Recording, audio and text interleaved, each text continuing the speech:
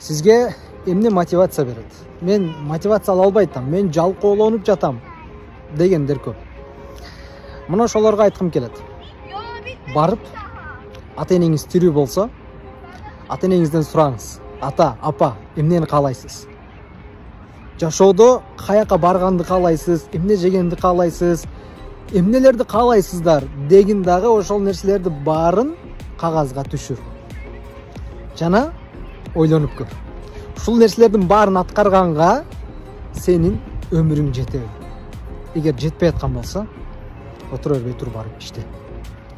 Ошолордун арзуусун, ошолордун кыялдарын ишке ашыр. Мына сага чындыгы мотивация. Анткени эртең ата-энең картайып калгандан кийин, сен ошол деңгээлге жетсең, акчаны тапсаң, бирок картайып калса, бир жака алып барып пансионатка алып барсаң, ал бара албаса. Же болбосо бир жерге чет өлкөгө алып чыгып айландырып келейин, чет өлкөгө алып чыгып бир жыргатып келейин десең, алар ал жака барып рахат ала албас, анткени картайып калган. Бир тамак алып барайын десең, дамын сезбей калса. Ал учурда эмне кереги бар? Ал учурда сенин акчаңдын эмне кереги бар? Өлгөндөн кийин аларга атап сойгон малдарыңдын, топоздоруңдун эмне кереги бар? Мына ошол себептен азыр туруп иштеш керек. Мына ошол сага мотивация болсун. Менин мотивациям ошол.